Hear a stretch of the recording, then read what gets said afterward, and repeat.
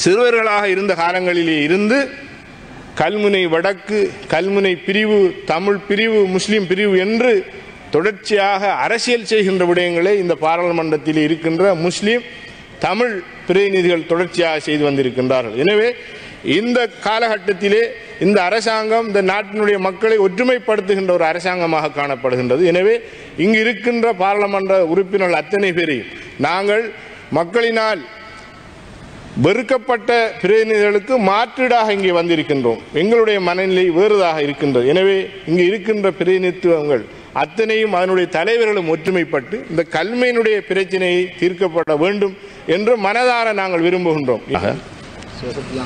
குறிப்பாக அம்பாறை மாவட்டத்திலே 80 மில்லியன் ரூபாய் நிதிகளை கச்சேரிக்கு இந்த முறை அனுப்பப்பட்டிருக்கின்றது. அதன் அடிப்படையிலே ஒவ்வொரு பிரதேச செயலகங்களுக்கும் 3.2 மில்லியன்கள் 32 லட்சம் ரூபாய் நிதிகளை கொண்டு இதன் மூலமாக மக்களுக்கான பணிகளை செய்வதற்கென இந்த அரசு அனுப்பியிருக்கின்றது என்று நாங்கள் நினைக்கின்றோம். இன்றைய விலைவாசியை பொறுத்தவரையிலே கௌரவ தலைவர் அவர்களே, இந்த நிதியை கொண்டு எவ்வகையான அபிவிருத்தி வேலைகளை செய்ய முடியும் என்று ஒரு கேள்வியாக சபையிலே நான் இதை முன்வைக்கின்றேன். உள்ளூராட்சி மாகாண சபைகளினுடைய அல்லது பொது நிர்வாக அமைச்சினுடைய இந்த பணிகள் என்பது மக்களினுடைய மிகவும் அடிப்படையான தேவைகளை முன்னெடுக்கின்ற ஒரு அமைச்சாக காணப்படுகின்றது. பாதையாக இருக்கலாம், வடிகான் அமைப்புகளாக இருக்கலாம், அல்லது மக்களினுடைய அன்றாட தேவைகளாக இருக்கின்ற அவர்களுடைய வாழ்வியல் விடயங்களாக காணப்படுகின்றது. அது பிரதேச செயலகங்களூடாக பிரதேச சபையின் மூலமாகவும் இந்த பணிகள் மிக கூடுதலான வேலை திட்டங்களை முன்னெடுக்க இருக்கின்றது. நான் நினைக்கின்றேன் 200 மீட்டர் வடிகானை செய்வதற்கு கூட இந்த 3.2 மில்லியன் ரூபாய் நிதி போதாமல் இருக்கின்றது. இவ்வாறான ஒரு சூழலிலே தான் நாங்கள் இந்த வரவு செலவு திட்டத்துக்கு ஆதரவாக சிறந்தொரு வரவு செலவு திட்டம் என்று இந்த அரசாங்கம் இந்த மக்களை கூறுகின்றது. அதே நேரம் கூடுதலான சம்பள உயர்வுகளை எதிர்பார்த்து இந்த அரசாங்கத்துக்கு வாக்களித்ததன் நோக்கம் என்னவென்றால், கடந்த அரசாங்கங்களை நீங்கள் மிக கேவலமான முறையிலே பழி தீர்த்தீர்கள், குறைகளை கூறினீர்கள். எனவே உங்களிடத்திலிருந்து பாரியதொரு மாற்றத்தை, நன்மையை பெறலாம் என்ற அடிப்படையிலே தான் உங்களுக்கு மிக கூடுதலான படித்த சமூகம் வாக்களித்திருந்தார். தபால் மூல வாக்குகளின் மூலமே உங்களுடைய வெற்றிகள் உறுதி செய்யப்பட்டிருந்தது. எனவே அதைத் தொடர்ந்துதான் பாமர மக்களும் உங்களுக்கான வாக்குகளை வழங்கியிருந்தார்கள். இன்று விலைவாசிகள் குறைக்கப்படவில்லை.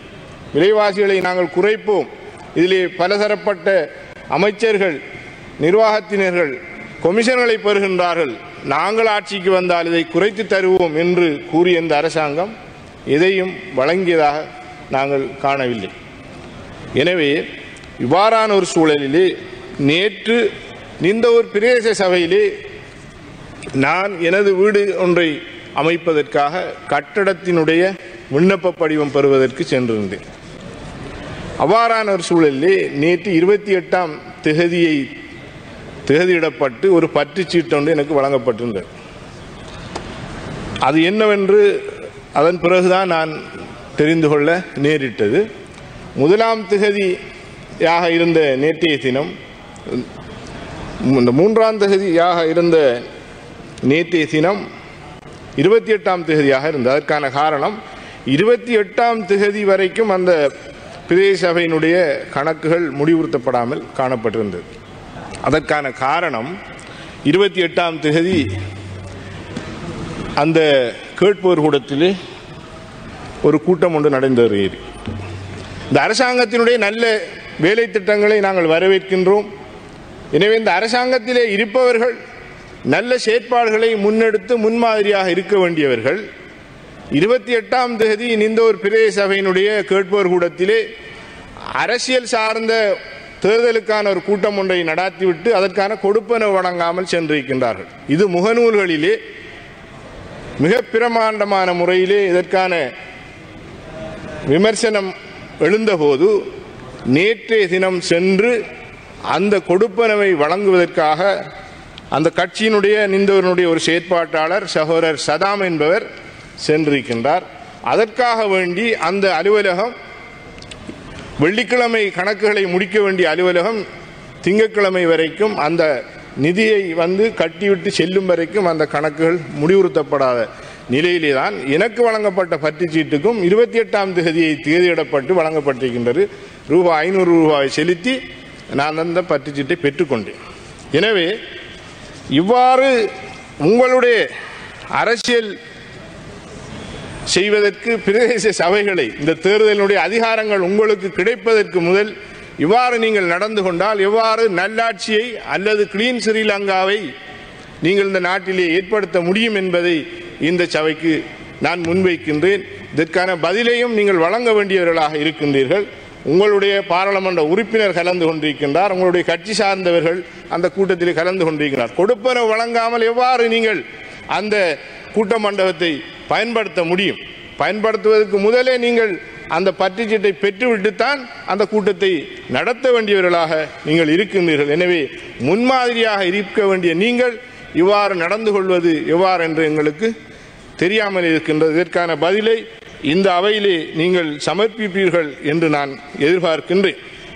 அதே போன்று இந்த மாகாண சபைக்கான தேர்தலை மிக விரைவாக நடத்துவதற்கான வேலை திட்டத்தையும் இந்த அரசாங்கம் செய்ய வேண்டும். இந்த மாகாண சபைகள் மூலமாக எங்களுடைய பிரதேசத்தில் இருக்கின்ற பல தேவைகளை பல பிரச்சனைகளை தீர்ப்பதற்காக அந்த சபையை நாங்கள் எதிர்பார்த்து கொண்டிருக்கின்றோம். பல அதிகாரங்கள் படிப்படியாக மாகாண சபைகளிடம் இருந்து மத்திய அரசாங்கம் எடுத்துக்கொண்டிருக்கின்றது.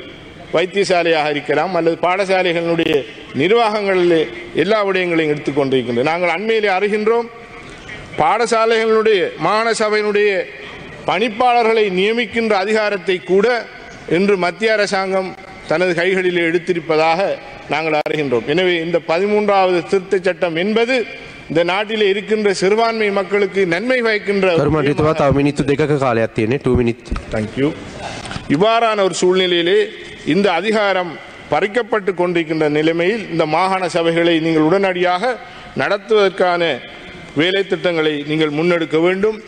அத்தோடு இந்த குறிப்பாக இந்த ஒரு பிரதேசவிலே நடந்த அந்த நிகழ்வினுடைய பதிவாக அங்கே சிசிடிவி கமராக்கள் பொருத்தப்பட்டிருக்கின்றது. எனவே இந்த கமராக்கள் மூலம் நீங்கள் இதனுடைய உண்மைத்தன்மையை அறிந்து கொள்ள முடியும் என்ற விடயத்தையும் நான் இவ்விடத்திலே முன்வைக்கின்றேன். இந்த பாராளுமன்றத்தில் நாங்கள் சிறுவர்களாக இருந்த காலங்களிலே இருந்து கல்முனை வடக்கு, கல்முனை பிரிவு, தமிழ் பிரிவு, முஸ்லிம் பிரிவு என்று தொடர்ச்சியாக அரசியல் செய்கின்ற விடயங்களை இந்த பாராளுமன்றத்தில் இருக்கின்ற முஸ்லிம் தமிழ் பிரதிநிதிகள் தொடர்ச்சியாக செய்து வந்திருக்கின்றார்கள். எனவே இந்த காலகட்டத்திலே இந்த அரசாங்கம் இந்த நாட்டினுடைய மக்களை ஒற்றுமைப்படுத்துகின்ற ஒரு அரசாங்கமாக காணப்படுகின்றது. எனவே இங்கு இருக்கின்ற பாராளுமன்ற உறுப்பினர்கள் அத்தனை பேரையும் நாங்கள் மக்களினால் வெறுக்கப்பட்ட பிரதிநிதிகளுக்கு மாற்றீடாக இங்கே வந்திருக்கின்றோம். எங்களுடைய மனநிலை வேறுதாக இருக்கின்றது. எனவே இங்கு இருக்கின்ற பிரதிநிதித்துவங்கள் அத்தனையும் அதனுடைய தலைவர்களும் ஒற்றுமைப்பட்டு இந்த கல்மையினுடைய பிரச்சனையை தீர்க்கப்பட வேண்டும் என்று மனதார நாங்கள் விரும்புகின்றோம். எனவே எல்லை ரீதியாக எல்லைகள் பிரிக்கப்பட்டு மக்களுடைய பிரச்சனைகள் தீர்க்கப்படுமா என்று பார்த்தால் அது அவ்வாறு செய்ய முடியாது. எனவே கல்முனையில் இருக்கின்ற தமிழ் முஸ்லிம் மக்கள் நீண்ட வரலாறுகளை கொண்டவர்கள்.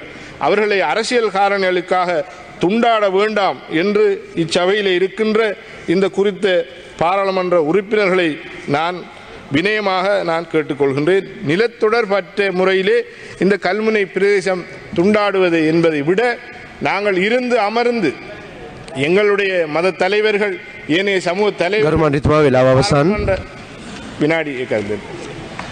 பாராளுமன்ற உறுப்பினர்கள் எல்லோரும் இருந்து இதற்கான தீர்வை நாங்கள் பெற வேண்டும் என்று மிக வினயமாக நான் சந்தர்ப்பத்தில் கேட்டுக்கொள்வதோடு பிரதேச செயலகத்தின் ஊடாக ஏழை எளிய மக்களினுடைய காணிகளுக்கான உரிமை என்கின்ற ஒரு வேலை திட்டம் கடந்த அரசாங்கத்தின் மூலம் கொண்டு வரப்பட்டது. அதற்கு என்ன நடந்திருக்கின்றது? இந்த அரசாங்கம் அந்த வேலை திட்டங்களை முன்னெடுக்குமா? இந்த மக்களுடைய காணி பிரச்சனைகள் தீர்க்கப்படுமா என்ற விடயத்தையும் இச்சந்தர்ப்பத்திலே நாங்கள் கேட்டுக்கொள்வதோடு, எனவே இந்த பிரதேச ரீதியாக வழங்கப்பட்டிருக்கின்ற நிதிகள் போதாமல் இருக்கின்றது. இந்த நிதிகளை மிக கூடுதலான முறையிலே வழங்க வேண்டும் என்ற ஒரு அடிப்படையிலே கிழக்கு மாகாணத்துக்கு இந்தியாவினுடைய கூடுதலான நிதிகள் வழங்கப்பட இருக்கின்றது என்பதை நாங்கள் அறிகின்றோம். ஜனாதிபதி அவர்களும் அதைத்தான் முன்வைத்திருக்கின்றார்கள். இவ்வாறான இந்த சந்தர்ப்பத்திலே எங்களுடைய பிரதேசங்களுக்கும் கூடுதலாக வழங்குவீர்கள் என்ற எதிர்பார்ப்போடு இந்த அரசாங்கத்தினுடைய நல்ல செயற்பாடுகளுக்கு என்றும் நாங்கள் ஆதரவாக இருக்கின்றோம். அதற்கு முன்னுதாரணமாக நீங்கள் உங்களுடைய செயற்பாடுகள் இருக்க வேண்டும் என்று நாங்கள் விரும்புகின்றோம். எனவே இங்கே நடைபெறுகின்ற அத்தனை வேலை திட்டங்களையும் இந்த நாட்டு மக்கள் பார்த்து கொண்டிருக்கின்றார்கள். எதிர்வருகின்ற உள்ளூராட்சி மன்ற தேர்தலில் அதற்கான அறுவடைகளை நாங்கள் எல்லோரும் பெற்றுக்கொள்வோம் என்று கேட்டு எனக்கு வாய்ப்பளித்தமைக்கு நன்றி கூறி விடைபெறுகிறேன். செய்திகளை உடனுக்குடன் தெரிந்து கொள்ள உடனே சப்ஸ்கிரைப் பண்ணுங்க.